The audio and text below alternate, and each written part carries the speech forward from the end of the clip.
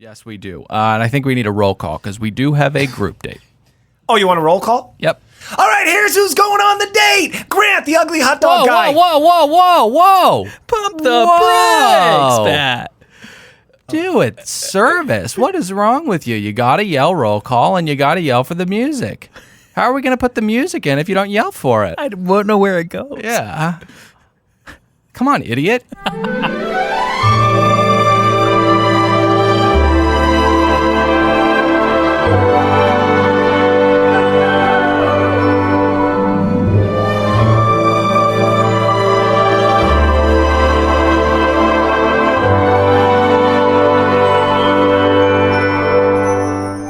Hi, hello, and welcome to another brand spanking new episode of another Bachelor podcast. My name's Dylan. I'm saddled up next to one real Nicholas Davis. What's going on, everybody? Pat, the producer of the podcast, is over there behind the glass. Hi, everybody. I'm excited for episode 2. Me too. Let's just jump into it. General thoughts, a fan favorite segment. Nick, do you want to explain general thoughts? Just in one kind of sweeping statement, Yeah. we give our entire... I wish that you were better. I know it's a tough segment. It's complicated, but I just do wish that you were better at explaining it. In one sweeping generalization, we say what we thought about the episode. Generally. Yeah, we shouldn't use the same word to define itself, essentially. But Well, we always have next week. So anyways, what did you think? great episode, Pat. I really enjoyed it. I'm liking Hannah's season. It's bringing me back, man. After having two seasons back to back, Becca sucked, Colton sucked. I didn't realize now Rachel's season was pretty good, and so was Nick Vile's season. We're back on track. Thank you, Bachelor. I'm enjoying this. Yeah, I think we're back on track too. I mean, Hannah's she's making mistakes. She's making missteps that we'll talk about a little bit later. But she's an imperfect Bachelorette, which will make this season entertaining. Can I give a second crack at general thoughts? Let's take it to a vote. I vote he can. I vote yes as well. Nick, go ahead. Thanks, Dylan. I just needed that positive reinforcement. Yeah. I think the last 2 episodes have been great, and the rest of the season will be great, and that's because we have great villains. And Yep. They both seem very authentic in their villainy in their own way, Right. not these caricatures we've seen in the couple seasons prior. I think Cam is a caricature. But still, it seems like that's him. ABC, that's It's a definitely a goof. character. It's a goof. He's like Waboom guy. Well, we got to get to it. We'll jump into it, but I agree with you. I think that the character types, people are slotting into them very, very well. It's nice and easy amidst chaos. Hey, can I get a second take on general thoughts as well? Yeah. Got to take this to a vote. I vote I can. Well, okay. You're not really supposed to vote on it, but Nick? I think in all things we should all 3 vote, even if it involves one of us. But either way, I vote yes. I would love to hear you take a That's 2 second against chance. 1. Okay. I voted yes too. So. One of the other reasons why I like these episodes and Hannah is because Hannah wants to be real and she wants to have real conversations. One of my biggest problems with this show is that all the dinners they have on the dates, the conversations are nothing burgers, and she's really trying to make an effort to have real conversations and get to know the contestants. See, I like violently disagree with that on account of Hannah's stupid, and there's a ceiling to how real a conversation can be. But we will get to all of that. Boys, we start out with mimosas at the mansion, which, again, just a few more embers and a slight breeze, and I just think the world is better off. But alas, we are in the mansion. There's some really hilarious stuff out of the gate. Jonathan, the server, says, "Today is the day. It's the beginning of a beautiful love story, and Hannah and I are front and center." Jonathan, get your head out of the clouds, buddy. You're going home next week. He's short. He's a server. And I'm not saying this matters to me, but it probably matters to Hannah. Yeah. You're an African-American. Absolutely. That's strike 3, buddy. In the gentlest way possible. Yeah, absolutely. But the optimism will serve him well in life. Right. And we're not saying that we don't like black people. Just remember where she's from and what's been happening in that state of late. I do want to always. I do want to reiterate that for a 3rd time. We are not saying that we do not like black people. Right. That's right. So, Pat, anything here? All right. Okay. Well, after the mimosas, I guess we got a date card. Yes, we do. And I think we need a roll call because we do have a group date. Oh, you want a roll call? Yep. All right, here's who's going on the date. Grant, the ugly hot dog guy. Whoa. Pump the brakes, Pat. Do it. Service. What is wrong with you? You got to yell roll call and you got to yell for the music. How are we going to put the music in if you don't yell for it? I won't know where it goes. Yeah. Come on, idiot. Oh, thanks for reminding me of that. Come on. Roll call, hit the music, Dylan! Grant, the ugly hot dog guy. Lucas looks like Justin Timberlake. Mike, the small dick Mike. Jed, JBJ, want a whole lot of love. Dylan, the regrettable tattoo guy. We'll see that later on in the bikini contest. Luke P. Where's that stutter? I think he's in that roll call descriptions. He's getting a little ahead of himself. He called Mike Johnson Small Dick Mike. We'll get there.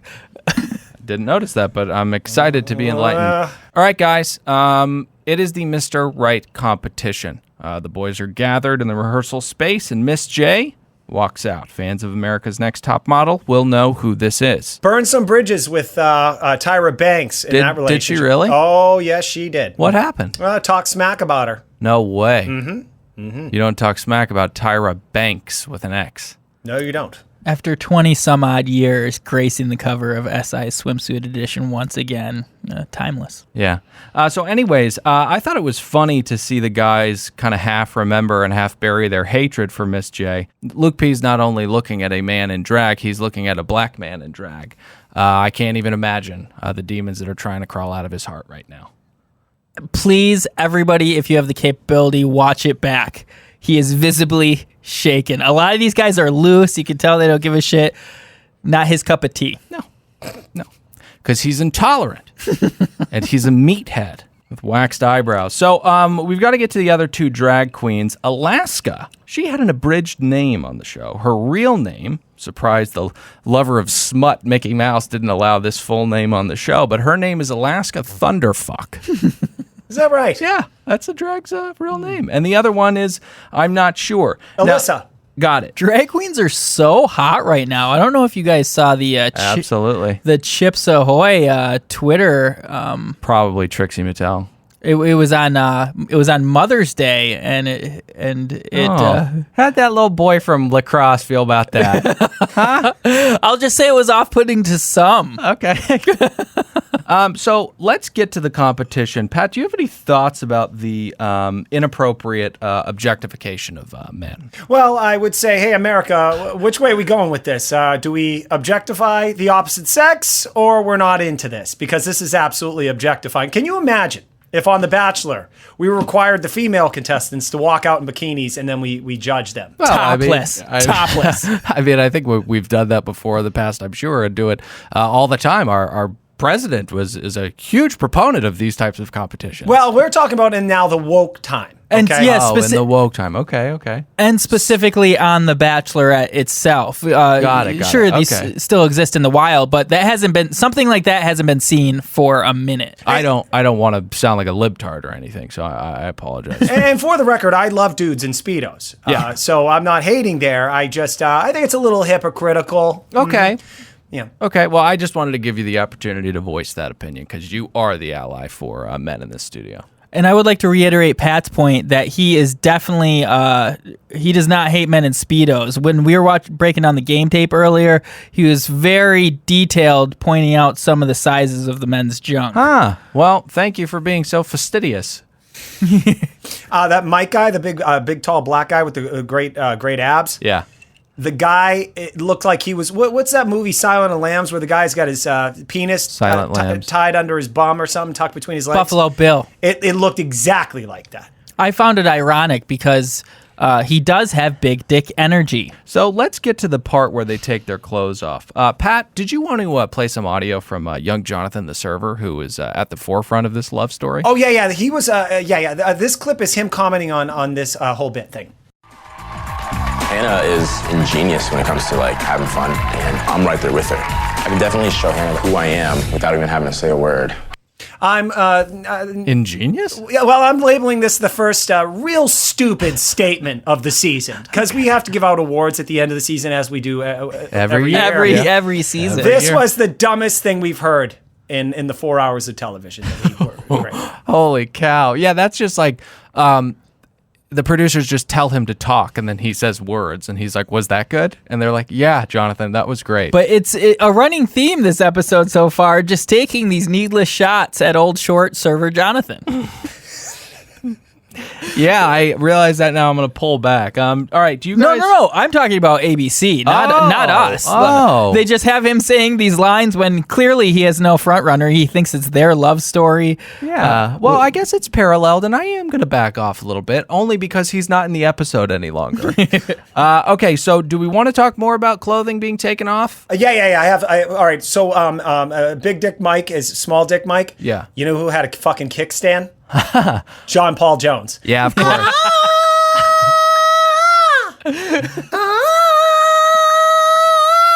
Sound better than Jed. Yes, that's a falsetto. Yeah, that's a fucking falsetto. Mm-hmm. That's the falsetto that Hannah needs. Tonight, she should have had. No. Yeah, so No. I think I did it right for No, once. you did it. I think okay. You went dun dun dun dun dun dun dun dun. Oh, that's Barracuda. Oh. Yeah, sorry. So moving past the portion of the podcast where we phallically size up the contestants, Oh, nice. can we get to the juicy part for me, which was the talent show? Yeah, let's do it. Okay, great. I don't want to get to the talent show yet because I think that I want to have a broader discussion about the standards of beauty amongst young men. Jed doesn't have a nice body. He doesn't. He people were smitten over him when he walked out. He has a cannonball of a chest and a little tiny man body. It's thick and it's round, and I don't understand why anybody finds that attractive. Don't even get me started on Luke. Sure, you'd like to have fun with it one night, but I think you poll, whatever the sample size is, 95% of women have zero interest in dating that kind of human being. And for clarity's sake, there were two Lukes in this contest. You're referring to Luke P. and Yes. his massive man weightlifting Of course, body. Okay. yes. I agree with you. I've never met a woman, unless she is a gym junkie Right. as well. Right, or a that is- porn star. That is into dudes that have work out this much. Yeah. It's really for dudes just staring in the mirror and doing roids and being impressed by Can themselves. you imagine being at home, your feet are kicked up, you got a bag of jellies, gummies, pizza, whatever, want to veg out, watch Chernobyl or Game of Thrones or any other fine HBO programming, and he can't relax with you. He's all hopped up on creatine, he's twitching all over the place, and he can't eat carbs. Who wants to have a partner like that in life? And also, blowing ass. Those protein-heavy diets, Absolutely. man. Absolutely. Yeah, you don't want to be part of that. You know, I'm just stuck on one thing you said. I actually missed the premiere of Chernobyl because it premiered the same night as The Bachelorette did. Yeah, but I will tell you what I was watching was just as toxic. Okay, so getting back to the talent competition, speaking of kickstands, unicycles don't really have one. And John Paul Jones, with his huge horse, jumped on one of those things, and I thought he was the MVP of the talent show. I thought the unicycle thing, because I can't imagine being able to pull that off. I was very impressed by that. Yeah. Pretty tight. Until I saw Jed, the musician guy, come out with the guitar and start singing. At least the first half of that song. You were impressed by that? The first couple lines. No. The first couple. No. Oh. He would not make it past the 4th episode of American Idol. You're wrong. Say your words. I don't know. I was just swept away once Yeah. again, but I'm also taken aback by how combative Dylan is. No, it's just it's frustrating to me that your ears don't work.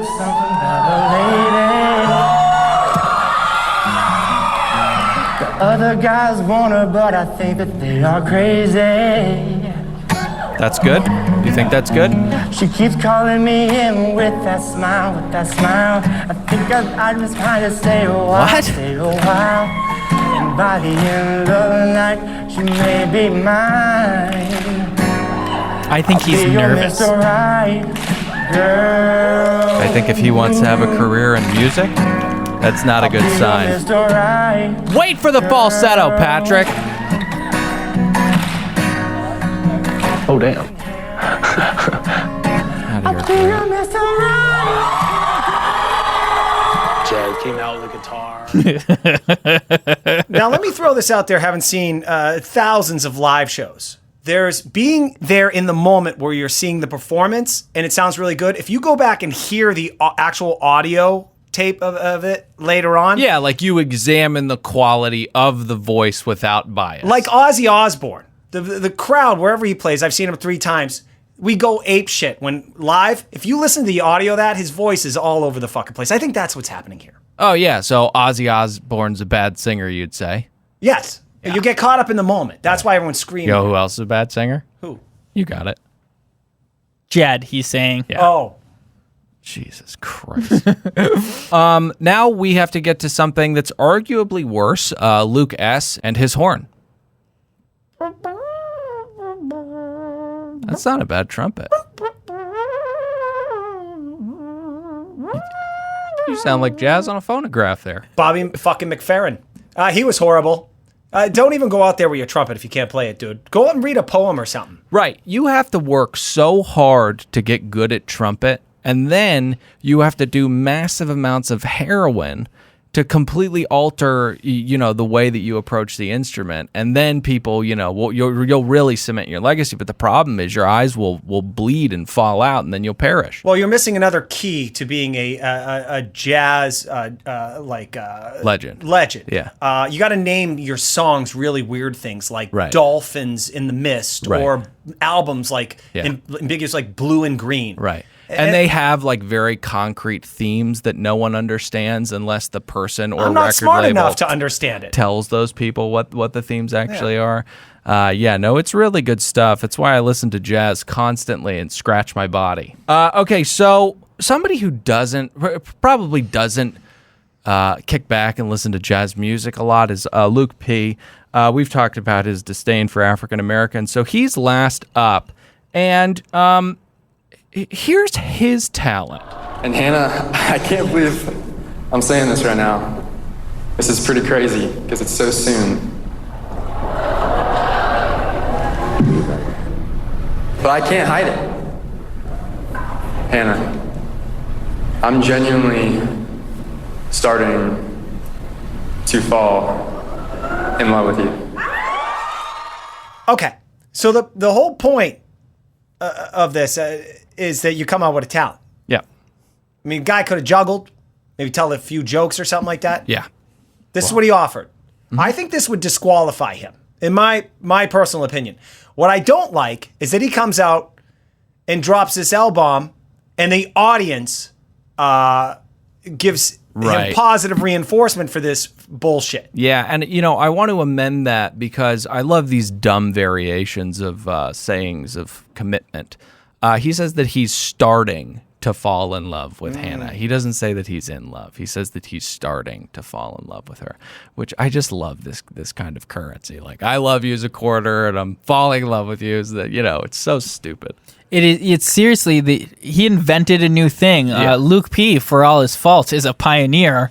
This will now be a trope that we see going forward. You're starting to fall in love. And then at some point, you are falling in love. And then once you get to fantasy suites, you are in love. Yeah. Yeah. Now, pioneers do introduce dangerous things into the world sometimes. And often eaten by wild animals. So I think just in general, Hannah had a great time with this. I really liked her energy with the whole thing. I thought she was having fun and, not taking herself too seriously. Well, I have one problem with what happened, though. Sure. Well, she gave this dope the crown. Yeah. Luke P. Mm-hmm. That's rewarding bad behavior, in my opinion. That is rewarding bad behavior. That's like petting a dog after he jumps on the table, knocks over a glass of wine, takes your fillet. You can't do that. Dog will do it again. You got to rub its nose in it. Oh, that's great, Dylan, because that's exactly what's taking place in this whole goddamn episode. I have a thing. I have a theory about this. Yeah. Luke P., while America probably thinks he's a complete douchebag, and he looks like a meathead, sometimes things you can't explain why we're attracted to the people. Oh, no, you can explain it. Oh, you can? Yeah, no, it's very, very easy. Oh, well, I was going to say, well, we all hate him. Why would Hannah like him? But I've used this phrase before. She is dickmatized by this guy. Yeah, that too. This guy is we've all been there. There's someone that is, they're not good for you. Right. You know that you will not probably marry them, but you are obsessed with them. Yep. The dude is at this point could eat his own poop. Yeah. And she'd still be DTF. Yeah, I mean, it's clear that he is, and we're getting ahead of ourselves. We'll get to his overall strategy here in just a second or two. But the thing is, he is riding out his time on the show purely off of sexual chemistry. That's the only thing he has going for him. It's his only card. And once sexual chemistry runs out, the fists start flying. Like I said, he's on a lot of creatine. That makes people very irritable. So for her safety, I pray that she does not end up with this guy.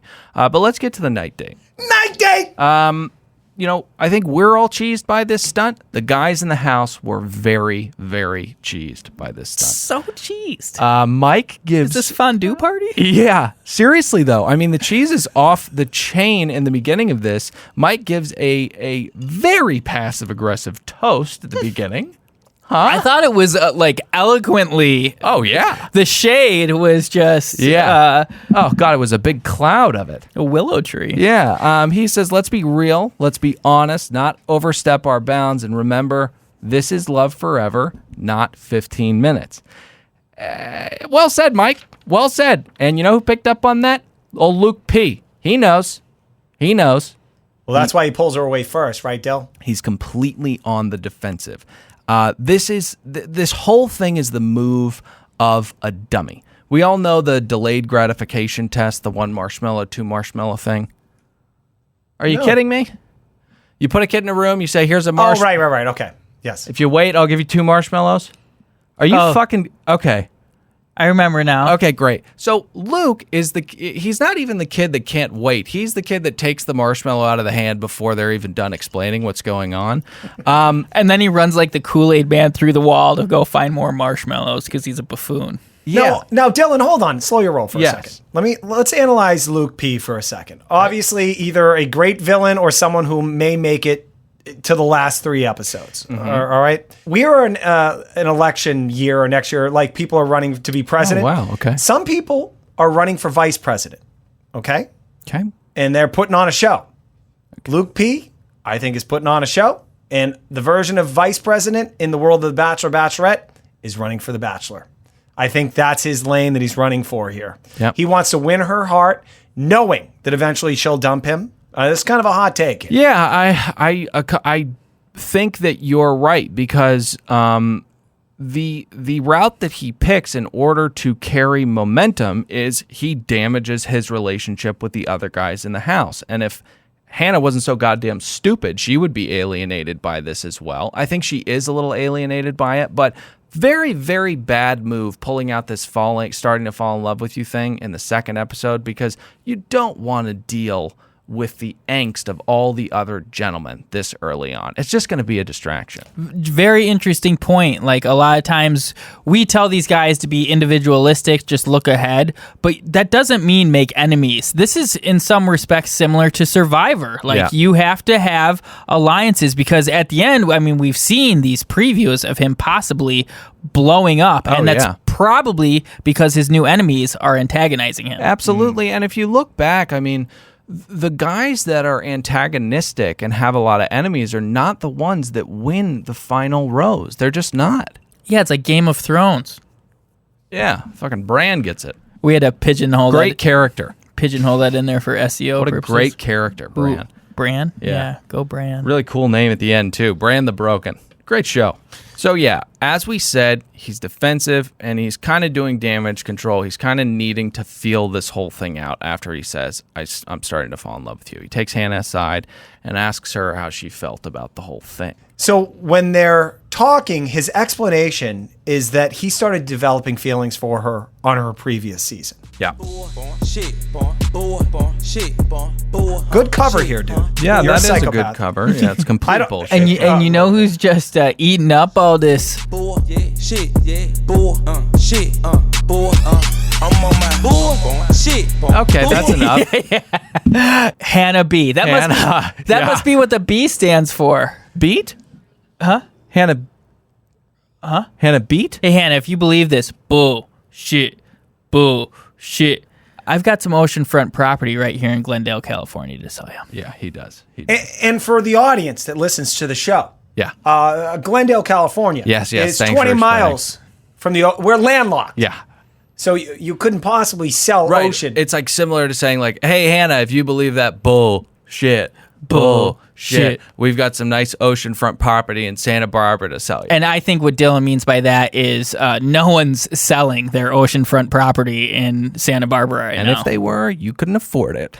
Okay, so let's get to the guys questioning Luke P. when he arrives back from his conversation with Hannah. They ask, how can you fall in love with someone in 2 hours? To which he replies, I go after the things I want. Someone who was here for the wrong reasons couldn't do what I did. That's not really a justification of how you feel about somebody. That's just platitude. I agree. I'd argue it's an answer, and the dummies buy it, kind of. Right. Yeah. Some of them do, and some of them are just like, yeah, this isn't going to work. I don't know why I'm talking to this egg of a human being right now. Okay, so let's move on.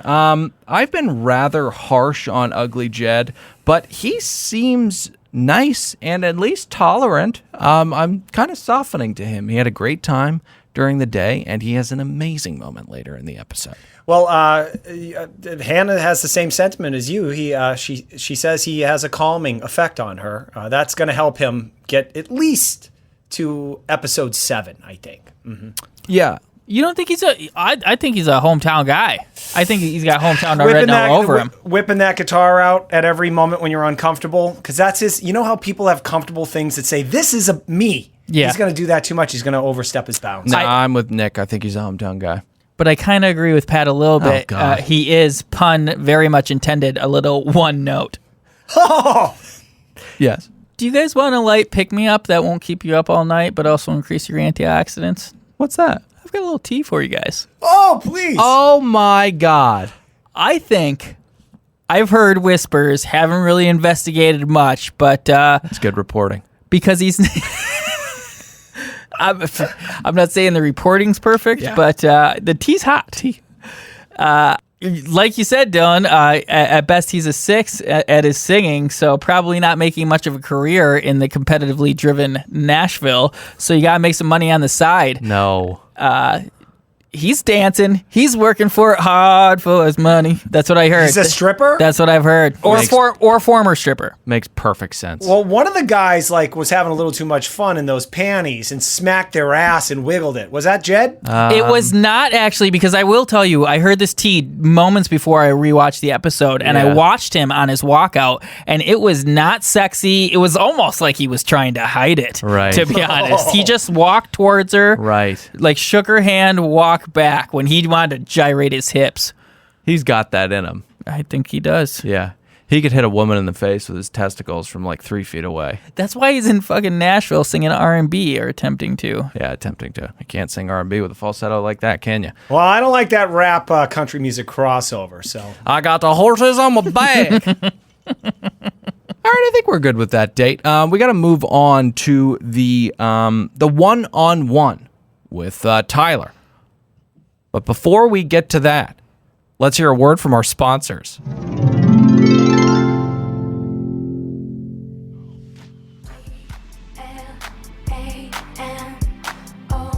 Today's episode is brought to you by Gossip Girl.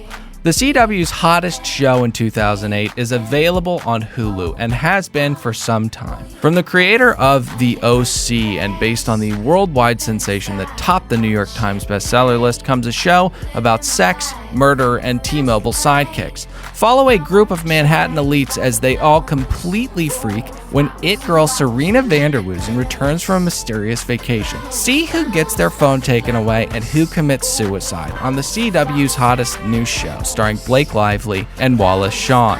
Good morning, Upper East Siders. My top story? Head to Hulu and press play.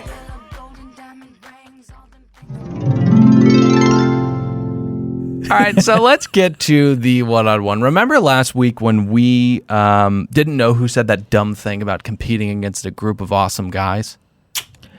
Didn't know that dumb thing about... oh, yeah. Do you remember that when Pat said this is something that a heterosexual male would never say? Yeah. Oh, right. Do you remember that? Yeah. I did not go back and check the tape because I don't care. But I'm willing to put dollars to donuts that this was this guy. He is so cheesy. He's such a cornhole, and I'm calling him Thick Jared. Thick Jared. Yeah. Thick old Big Jared. I'm working on it. You're going to call him Thick Jared. Yep. Where's that name come from? Well, he looks like Jared, Ashley Adelante's Jared. Rat Boy. Yeah. You know what? He kind of does look like Rat Boy. He looks exactly like Rat Boy. But with a lot more weight on him. Yeah, if you took like a little bit of the solution that Bane injects into his brainstem, just a little bit, and then you put it in Jared, that's what he'd look like. Tyler. Feeling charge. You sounded like a Furby. No, that's what I sound like. Bane. It's a perfect Bane. You know Bane what? sounds Yes. like a Furby, evidently. All right, sorry. Evidently. Dylan did a shitty job. We all in America know Jared. When you hear the name Jared, you think of a guy who was advertising on Subway and had sex with 14-year-old Thai Within the girls. context of this show, why would I throw to that obscure reference that's been put behind bars for 3 years? What the fuck are you talking about? Well, when you say Jared, I think a lot of people don't know who he is. I to be honest, oh, looks like Nick split. no. Well, we talked about. I'm split because Right. we talked about it before the show. We did. Unbelievable. We I had don't listen to you guys. we had that conversation, but the pot smoker of the AM, essentially clean slate when we walk in here. Forget we're even talking about The Bachelor. I too thought of Sandwich Molester Man. Okay. All right. I'm going to lose my goddamn mind. But Anyway, anyways, yes, let's he move on. looks like Rat Boy, but his face is fatter and he's bigger. Yeah. You said it, heterosexual Jared. No. Oh, you didn't? No. Oh, That is not what I said. All right, so Hannah shows up in all white. Whore. I'm just kidding. Oh, goodness. What's the white Memorial Day thing? What is that rule? I never understood that. It's no white after Labor Day, Labor Day. which is in the fall. No white after Labor Day. Yeah, How come? because it's winter and it's gross And leaves are falling. You don't wear white in winter? That's the rules. I'm talking out of my butthole. I've wondered the same thing for a long time, but I do believe we have the rule right. It's no white after Labor Day, which Very is in the fall. interesting.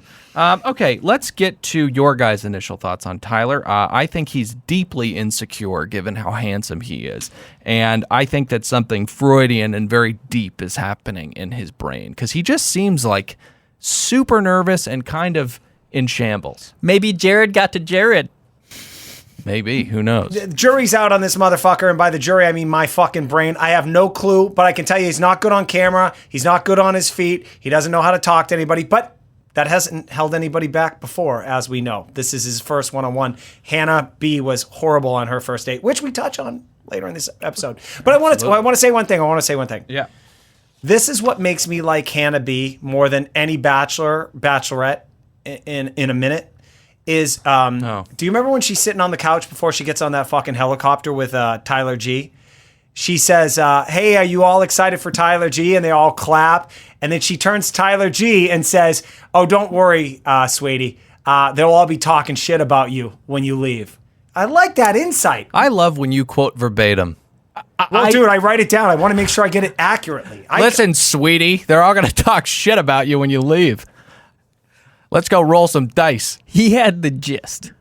Okay. It was the gist, right, Nikki? A hard gist, and I agree with you because I love that line as well. That was super funny, super real. Yeah. This little nutball's growing on me. Oh, I told you she did one thing. I don't remember exactly what it was, but when she met those 5 men, she was freaking out for most of the time. But at one point, she was like busting balls. I'm like, that was a good sign. That was a good sign. Yeah. She's from Alabama, baby. What's that mean? Roll Tide! They bust balls in Alabama. Yeah, they do. Okay, let's get to mudslinging. This was weird. How come? Well, they drive around in ATVs, so they don't talk. I don't think this is a good date. Yeah. Unless you're kind of playing with each other. I guess if you were riding on dragons or, I don't know, something like that, that might be you bonding or something. But this is stupid. This is white trash shit. The only good part was when she said mud got in her pussy. Oh, again, I love when you quote verbatim. She did say that. Yeah. I don't see how that could have happened, and I think that's more of like a cute thing to say that's not really that accurate. I couldn't sit down and talk to somebody for 30 seconds if I had a vagina and there was mud caking dry on my inner labia. The whole mud thing was overblown anyways. I mean, if you looked at her when she was on that thing, he got a little on his pant leg when they were flying around on those four-wheelers. Yeah. Nothing was hitting her. Cut to them on the couch. They are covered. Yeah. I'm surprised, actually, we didn't get a Raven and Nick Viall-esque in the mud that we saw back in 2017. Oh, that was glorious. Not enough chemistry. Not enough chemistry. They had a long time to get that hot and bothered. And I think when that creepy rapist of a brother that she had. Oh, the cop. Yeah, the frayed cop uniform came by. I think that kind of heated things up because they felt threatened. They felt that they were closer to the end of their life. In other words, fear is nature's most powerful aphrodisiac. Okay, so they sit down and they chat about Colton for a good long while. All right, this was weird. Yeah. This was weird. I have a clip, and I want you guys to analyze this. I want to see if you guys have the takeaway that I did. Here's the clip. For me, I really liked Colton. I was really excited about him being the Bachelor, and I really, really struggled with how much Hannah did I want to show him. I wish I could have gone back to myself at this moment for me and just like, Hannah, just drop the walls and be yourself. She's fucking Marty from Back to the Future. If she could get in a fucking time machine and go back, she'd bet on the Cubs to win the World Series and become rich. Yeah. Well, no, that was part 3. Is that what you're saying? That was part 3 in Back to the Future. No, that was part 2 in Back to the Future. I'm sorry, what are you saying? My point is, she's talking to a guy she's on a date with, and she's saying, if I could do anything different, I'd go back in time. So she could end up with Colton. Right. I don't think that was the intended purpose, but she's not very good at being the Bachelorette yet. Good thing this first date is with Tyler, who's a complete idiot. He says after she says this, he says he's the luckiest guy in the world and he wants to pinch himself. But his face says, I want to kill myself. A lot of that. A lot of I'm the luckiest guy in the world. Again, I feel as though he feels he's not worth it. But let's get to the night date. Night date! He starts off with this like weird soliloquy, this really like defensive description of masculinity. You know, when he's talking about like, you know, guys are supposed to be strong, and sometimes you just can't be strong, and sometimes I'm not strong. Hey, just pump the brakes a little bit. Ask her about what she wants to do in life, and he does do that. Oh, he asks her what her purpose is or some bullshit like that, doesn't he? Yeah, purpose, goals in life, and do you recall what she says? She wanted to have a family, and do something, and have a career, and some. Even Nick Viall could come up with what I want to have a subscription box company. Yeah. She had nothing. Well, she said also shit out some kids. No, verbatim.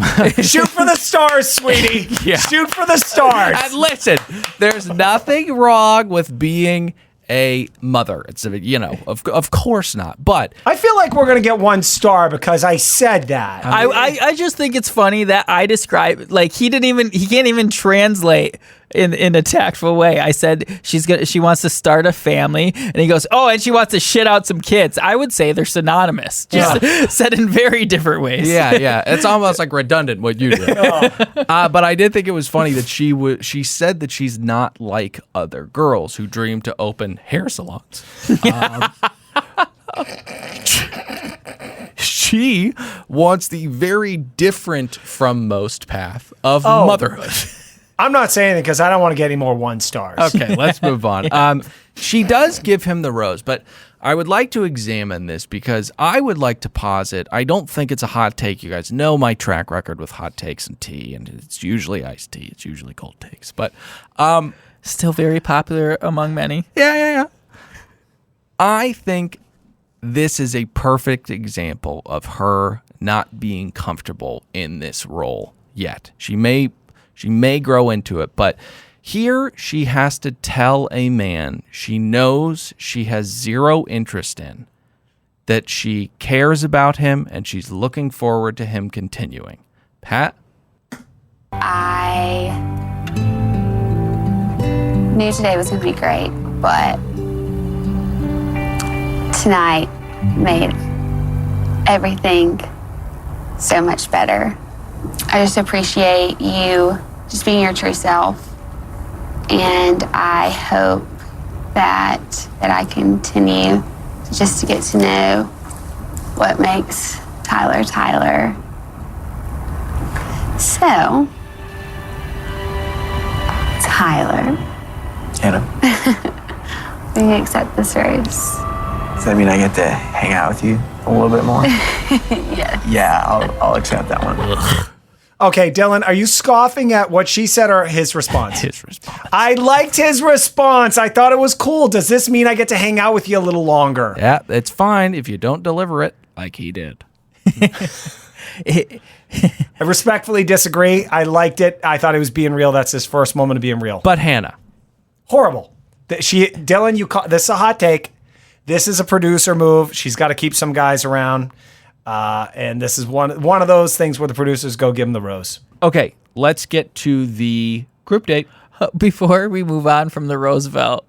Yeah. Oh. Oh, goodness gracious. Yeah, and oh, my goodness gracious. I forgot about it completely. Oh, my I got in my face. Yeah, tabula rasa again. It's hot. You walk in and it's everything's. But this entire date took Yep.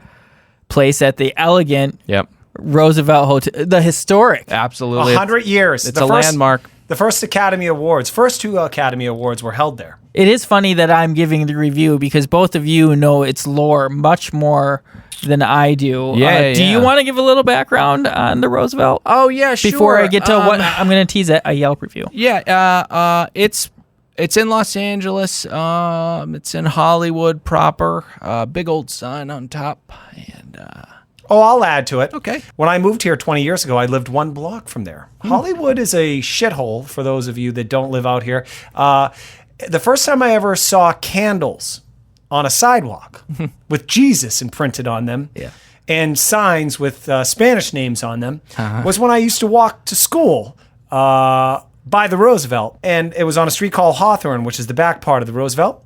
And I didn't understand what candles meant. That's where gangbangers used to murder each other, and it was right behind there. Yeah. So thank you for that, Roosevelt. It's a little different now. yeah, but, and he kind of is adding to the tapestry that is the Roosevelt Hotel. But I will say for those out-of-towners, the people who are not familiar with what a shithole this city is, the famous Tinseltown, Hollywood, the city that the sign looks down on is...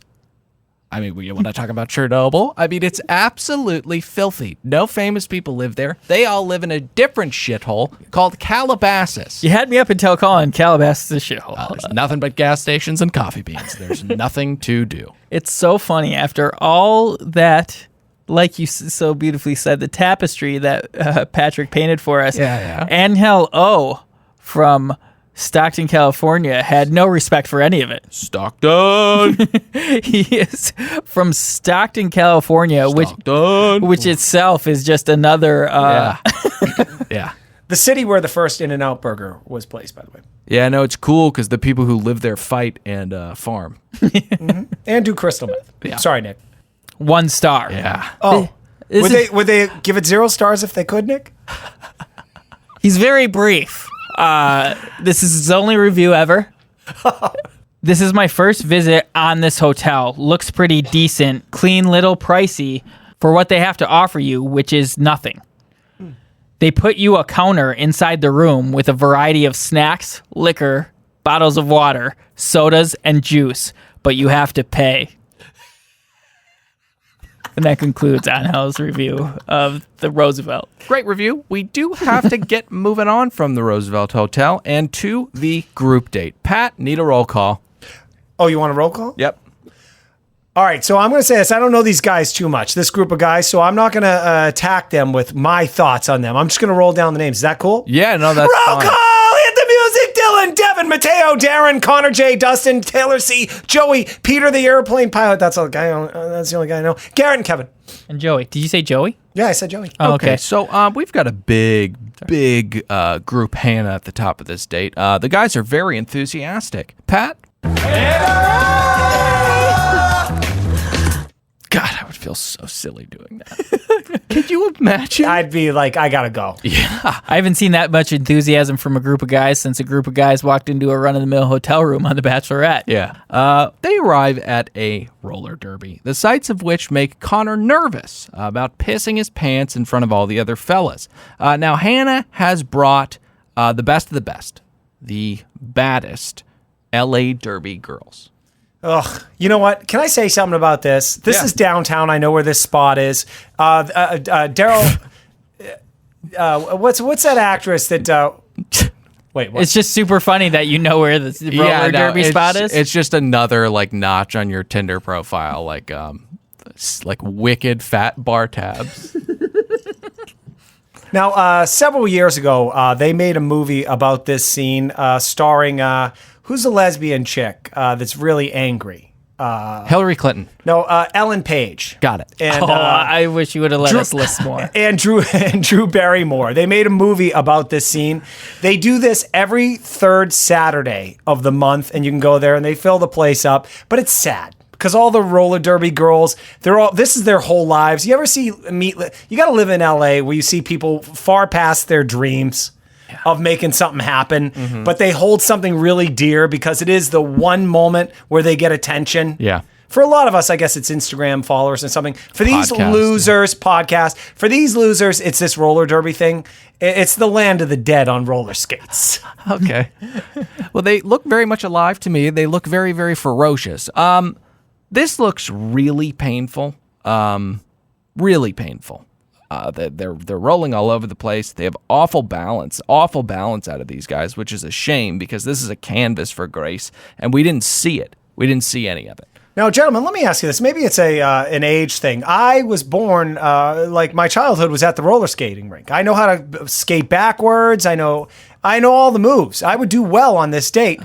Gentlemen, have you ever been on roller skates? You don't need to talk to me about roller skates, buddy. I had Rossies, no back brake, grind pads on the side and in the middle.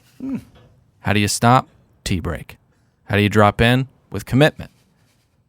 But Pat, I don't think that you would do well with an incline in a pot of fish. That sounds really tough. It does not surprise me now that either of you two were roller skaters. Yeah. You remind me of Eric in that 70s show because he that is like his hidden talent. He is like a ballerina, and that's so funny. I can see you just really moving on some four wheels. No, I absolutely could. I mean, you give me 5 stairs, you give me 6. I'll hop off it and I'll do a 180. Gentlemen. Yeah. This conversation about roller skating has sparked a memory. Oh, I'm so excited. Same. In the 5th grade. Hold on, let me digress. Have you guys ever had a dream about you possibly killed someone by accident or intentional, and then it was in your past and you've forgotten about it or you buried it? In the 5th grade at Roll On America, someone bumped into me, and I ended up going off the roller rink into a crowd of people. Yeah. I knocked a girl over. Maybe my skate. Oh, my God. This is so ominous on account of us talking about murder and burying. Yeah. I wonder where this is going to end. I like this. True crime's hot. Yeah. Sorry, let me get back in. So a kid bumped into me, and I roll off the skating rink into a crowd of people, mostly girls. And at some point, one of my skates rolled over a girl's head. I had to get those skates off and call my mom to pick me up. And the next thing I know, there's an ambulance outside.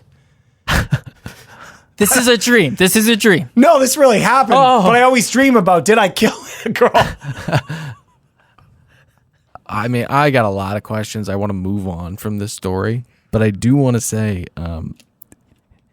it is a little suspicious that you rolled over a head with roller skates. Got a couple inches to clear there, but let's just move on. Hey, how about Hannah and those vinyl booties? Hannah looks absolutely incredible. She's gotten into tremendous shape. You know, that's what the mouse does. He stands over you and laughs at your pain. And he's like one of those trainers that lies about the reps. He's like, 5 more. And then you do them, and he's like, 3 more, and hold the last one. I want to talk about Connor really quickly. He said that he was worried about pissing his pants. He did have some serious concerns because he takes a tough spill, kind of slams the bottom of the skull on the ground, and immediately starts crawling. Not unlike Reggie Bush getting hit in the flat on the Saints. Do you remember that? Oh, yeah. Yeah. Philadelphia Eagles playoffs. Yeah. Vicious. The little vampire pig guy says, "Oh, looks like there are some advantages to playing it up." Hey, little vampire pig guy, he hit his brainstem on the ground. His eyes are rolling into the back of his head, and he gets sent home. So, calm down. Thank you for your service. Okay, let's get to the roller derby, and more importantly, the national treasure that is Fred the Killer Willard. The killer, huh? I mean, that's what Shitface calls him. Well, one of the baby birds in the Facebook group, Nick, you mentioned this. What did they say about Fred Willard?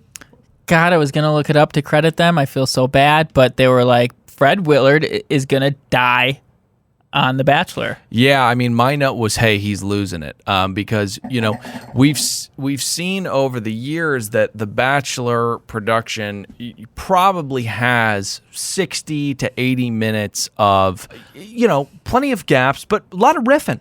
So you can whack it down to like some highlights. So you can pick the best bits. And what does Fred Willard have right now? And he is a national treasure, and I love Fred Willard, but he's growing old. And I think the best thing he had tonight was, I used to gamble. I didn't know the rules. I lost a bundle. To be honest, pretty fire in my opinion. That was awesome. But then he said the Three Stooges would be good at roller derby. Yeah. Weak.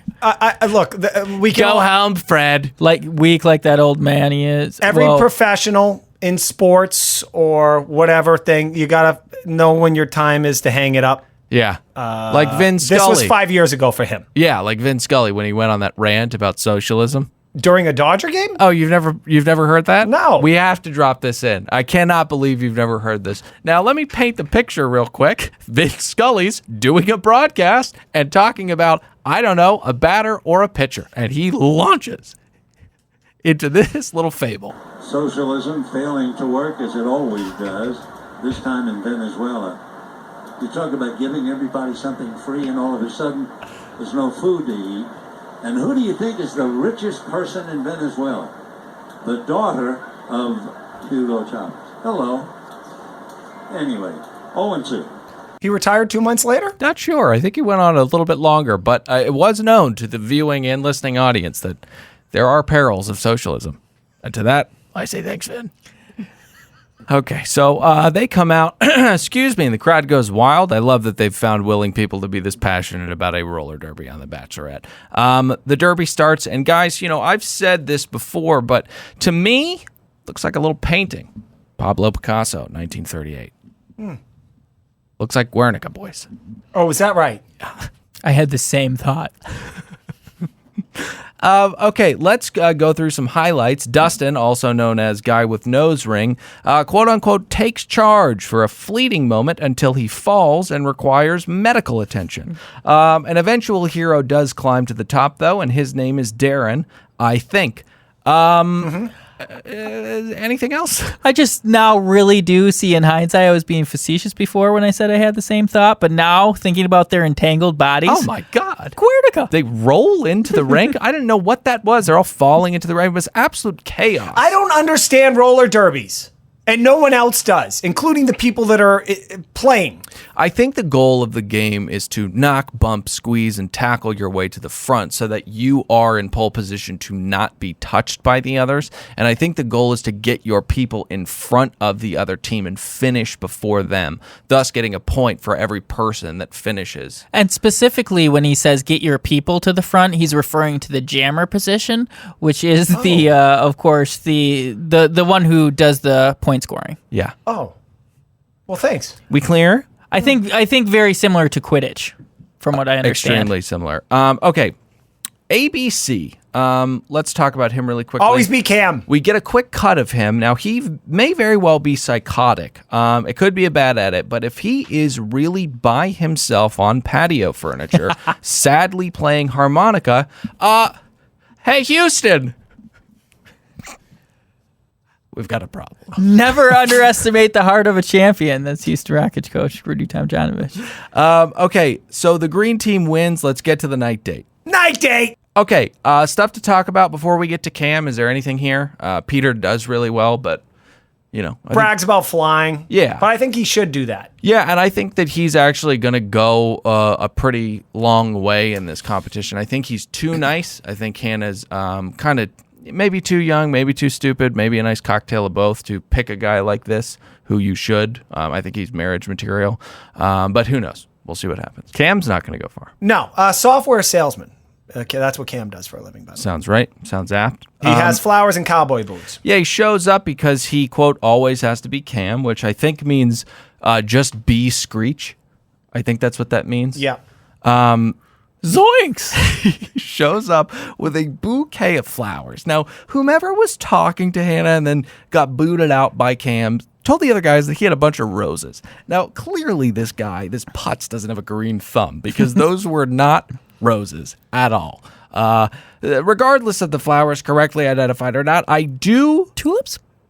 Maybe. Perhaps, yes. I do not think anyone thinks that this worked. Can I, if I was his PR person, what is it like your advisor that you can kind of coach people up to help them get their goals? I don't think this life is what coach. I was going to say conciliary. All right, if I was Cam's life coach, I first off, I hate this guy, but you don't have to like the people that you work for that are, well, you're cashing checks. You just do what you need to do to make sure that you get the job done. Yeah.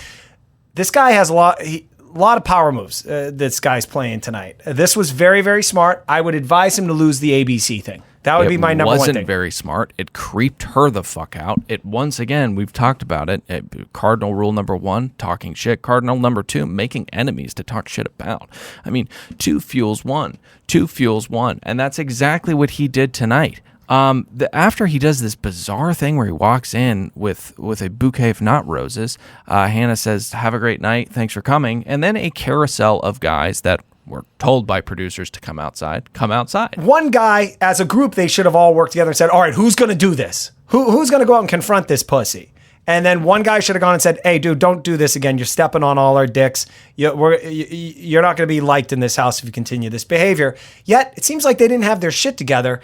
One guy after another came out. And again, it was very redundant. It was the same shtick.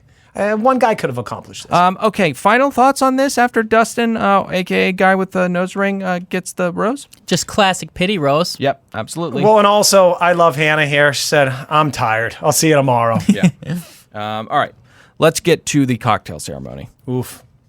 Look, I know I get in trouble for referring to the women as sexy or attractive or the other words. Or broads. Or banging in that red dress with the slits down the side. Hannah, you are a 10, baby. Oh, all righty. So Hannah comes in, and she comes in with Grace. And I don't mean a person, I mean a state. And she then begins to openly weep out of nowhere about how happy she is and about how blessed she is. Been doing a little boozing, have you?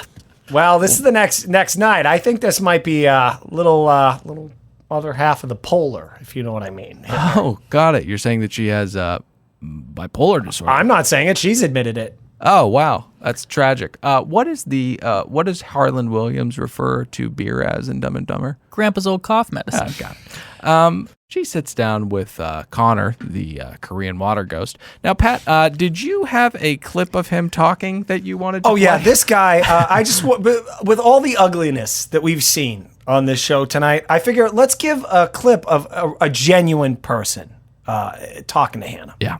Well, I really want to be there for you, and I know I can be. Thank you. I think from experiences in my life that I want to share to you at some point and open up to you about, but time is so precious. You need to make the most of it when you have it. So even not being on a date, I want to make the most of that with you and cherish our time together. What a nice guy. He is a really nice guy, and I'll tell you what, man. Handsome as all hell. I mean, classically handsome. Okay. The next person she talks to is Kevin the Vampire Pig. Now, I feel bad calling him that because he's actually really nice. He stands by her and screams with her because he knows that she's had a rough night. And it's dumb, of course, but it's filled with heart. All right, let's get to the chicken nugget gate, or as you would call it, just chicken nugget. I think America hates him, Dylan. 2 more episodes. 2 more episodes. Do you think 2 more? That's it. I think his character will get old soon. I think that's a good line. I think that's the line Vegas would set. He's up there with the aforementioned Lees and the Davids as the Weasliest of the Wheelie. Absolutely. How could I forget David? I hope he rolls off his bed and breaks his face before he departs. That's great. Nice. That's great. To digress for a second, what's with the Chicken McNugget thing? Was this something that she said in a past season? Don't get it. Nonsensical, I believe. He's an idiot. Yeah, just sticking with the chicken nuggets thing, like I get that Kevin wanted to be tough, but like holstering 2 chicken nuggets and kind of like softly tossing them in a man's chest and saying like whatever, it kind of it makes you look like a little vampire pig. I mean, it was a bitch move. Yeah. It looks absolutely ridiculous. Both classless. Yeah. I know we've talked about you should get in fights strategically, but all of these guys, when confronting Cam, should have stood up and been like, if we weren't here right now, I'd whoop your fucking ass. I don't like how you're acting. Yeah. I'm gonna take a seat, but just know this. And probably the first time we meet after this done, I'm gonna whip your ass. Just know that. I think that we're fans of a similar philosophy in that in extreme measures, you need to rely on a very, very powerful thing that exists in this world, and that's masculine violence. Now, let's say you want to take out a tyrannical leader. We need somebody like a Lee. Yeah. You need horrible people that can be violent when violence is called upon. Right. Not everybody can be a compassionate, even-minded person. Like, we need killers. Is that the point you're making? So poorly trying to make the point, but yes, when there's true evil in the world, like Cam, violence is the only thing that will stamp him out. Mm-hmm. It's like when Jason Segel and I Love You Man just runs up to guys and he yells at them during confrontations. Absolutely. Just show dominance. I didn't like that movie because of that character portrayal. At some point, his dog poops on Venice Boulevard, and a guy says, hey, you should clean this up, and he gets in the guy's face for asking. I completely agree with you. There's one way to kill a movie, and it's to give a character a completely unlikable quality. Mm-hmm. After he does that, I don't know who's on his side, because I think we can all agree. I mean, next to goddamn commies and Nazis, the most evil people in the world are people that they just let their dog shit all over the place. I don't love you, man. I don't love you, man. Yeah. From that point forward, you were just a creep in your 40s who takes advantage of sad divorcees. It's not cute. It's gross. Yeah. Grow up. So let's get to somebody else who she finds very impressive. That's Luke P. They can't keep their hands off of each other. And I think that this is something that deep down the mouse wants to see, because the mouse is a perv, and you should see the kind of stuff that he masturbates to. But this is not something that ABC's Bachelorette should be doing. This is a big mistake early on. How impulsive is she to be pulled into this mousetrap? Yeah. Can't do it. All right, so she's really into this guy, as I mentioned at the top of the show. She's dickmatized by this guy. The fact that she's got a room full of other guys that she needs to keep her composure, but she's yet willing to indulge in this. Is it kind of insane? I like it. Yeah, I mean, it's good TV. She is laser focused on his riblets, and it's understandable because they're freakish. But go off, do this in the corner of the house or something. Don't do it right there, because you know what can happen. One of those guys you mentioned can walk right out and see it. I believe it was Jed. It was Jed. Now, I'll say again, Jed is ugly, but oh my goodness, the perfect guy to come out, the perfect response to this. He was so charming. Mm-hmm. Of course he didn't like seeing that, but you know what? He has enough confidence in that tiny little cannonball of a body that he walked away and joked with her about it afterwards. He disarmed the situation. Absolutely. He made a joke about it. She could have, if the wrong guy went in there and be like, you're a fucking whore. Right. I mean, that could have ruined the whole show. She would have freaked out, cried, and then we wouldn't see her making out with guys anymore. Yeah. Instead, we got this guy, this passive-aggressive little puss bag that went in there and then came out, made her feel good about being a complete slut. Yikes. Hey, I signed off. I took 2 months off of goddamn work to show up to this fucking show. I am literally 8 feet away from you.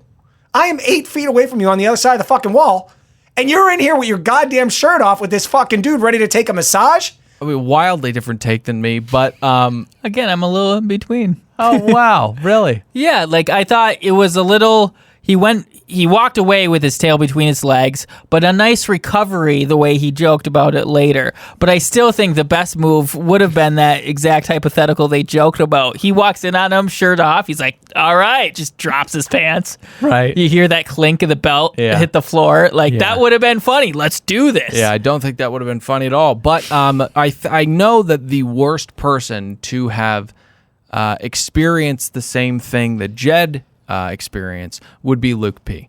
If the roles were reversed here and Luke P came out and saw this, he would, I think, start crying, probably punch through one of those very thin walls in that mansion, and he would have absolutely melted down. Okay, let's get to the rose ceremony. Pat? Yeah, Dill. Need a roll call. Who stays? All right, you want a roll call? Who stays? Yep. Yeah. All right, let me do it, man. I'm really excited. Roll call, here's who stays. Nick, hit the music. Tyler C., the Southern drunk. Garrett, the smush face. Devin, Connor, grudge voice guy. Luke, you P.O. shit. Dylan, Luke S., looks like Justin Timberlake. Mike, Peter the pilot. Kevin, won't be around long. Jonathan, different strokes. Joey, the weird hairline. Mateo, no way, yo. John Paul Jones, want a whole lot of love. Grant, basic white guy, and Cam. I like Luke P.O. shit. Who goes home? I don't know. So a couple guys go home, and, they will be sorely missed. I think the winner of the roller derby goes home. I think the jammer, so to speak, with a heroic athletic performance, see you later. Darren, I thought right before that competition, he was bragging about how he had rollerblading experience, so he was going to wipe the floor with these guys. Yeah, gold jacket, green jacket, who gives a shit, evidently. So another just fantastically psychotic thing that Cam does, to my best friend and future, Miss Ayala, is the toast he gives. And when she says, "What the fuck are you talking about?" again, quoting verbatim, he says, "Oh, that's my last name. Gotta be bold, guys. Gotta be bold." I mean, he is a fucking pathetic. He's Screech. Zoinks. Let's get to Luke P. Oh boy, this fucking guy. The big finale. Hey, can I give Luke P some advice? Absolutely. Know when you're on top. Just go to bed. She'll be thinking of you all night. Don't keep showing up. Absolutely. Showing yourself, because you're only gonna ruin it. Yep, 1,000%. He is overbearing, and that will be the arrow in his Achilles heel at the end of all this. He's going to smother her, and she's going to get sick and tired of it and realize, like a fucking anvil fell from the heavens, that she's been wasting her time on this guy. One of you guys brought this up earlier, and I hadn't really thought about it, but you're 100% right. You drop that L-bomb this early in the experiment. Like, now you have to carry that and keep amping it up because other dude's going to be doing it and the new energy's coming in. He blew his fucking wad. Yep, absolutely. And this whole thing is so unbelievably awkward. She's like... She's doing an interview in her own room with the producers. In the interview closet, and she's like, "Hi, and of course she's happy to see him because she's sexually infatuated with him. But then just these awkward things happen between them. Like, where do you want to talk? Oh, I don't know, wherever you want. Well, he sits down and says, "Sit on my lap." Wow, that's an alpha move. That's after she looks around and says, I don't know what the fuck you want to do here. And he's like, "Why don't you just sit on my lap?" So again, relying on sexual chemistry. Hannah, buyer beware, because, God damn it, I'll say it again. The creatine and pre-workout flowing through his veins is going to make him agitated.